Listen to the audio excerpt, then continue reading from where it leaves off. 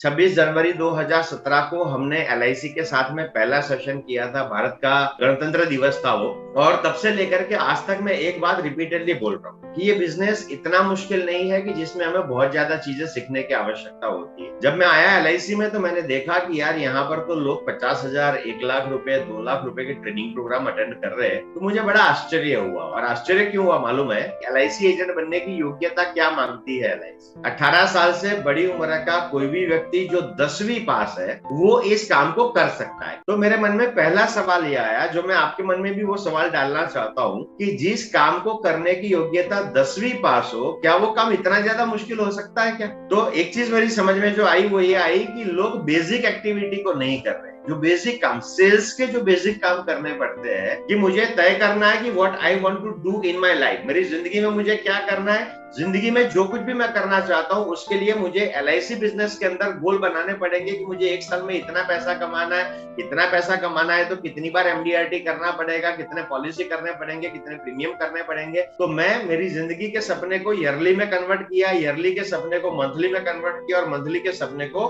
Weekly में convert किया। तो मुझे पता चला कि भी अगर मैं हर हफ्ते में 5 पॉलिसी करता हूँ, या हर हफ्ते में 1 लाख रुपए के प्रीमियम करता हूँ, या हर हफ्ते में 50,000 रुपए के प्रीमियम करता हूँ, तो मैं बड़ी आसानी से मैं जिंदगी में जो चाहता हूँ वो कर पाऊंगा। ये करने के बाद अपन ने लिस्ट बनाई। लिस्ट बनाने के बाद में अपॉइंटमेंट लेना है, अपॉइंटमेंट लेने के बाद में मिलना है, मिलने के बाद में प्रपोजल देना है, प्रपोजल देने के बाद में क्लोजिंग करनी है, क्लोजिंग करने के बाद में ऑब्जेक्शन हैंडल करने, ऑब्जेक्शन हैंडल करने के बाद में फॉलो अप करते रहे। ये फिक्स प्रोसेस है। आप चाहे 100 साल की उम्र तक इस काम को करेंगे, आपको नया कुछ भी नहीं करना है, यही करना है। सचिन तेंदुलकर ने रमाकांत आचरेकर जी के पास में जब क्रिकेट खेलना सीखना शुरू किया तो वो कोई पूरी जिंदगी सीखता नहीं था। जब तक वो क्रिकेट खेला तब तक वो कोई ट्रेनिंग नहीं लेता था। उसने शुरुआत के सालों में जो सीखा, उन शुरुआत के समय में सीखने के बाद में उसने जो सीखी हुई बातों को पूरी जिंदगी बस लगातार करता रहा। अमिताभ बच्चन या शाहरुख खान, ये जितने भी लोग इतने बड़े बड़े एक्टर बने हैं, इन्होंने एक्टिंग के बारे में शुरुआत के समय में जो सीखा, पूरी जिंदगी उस सीखी हुई बातों को करते रहे।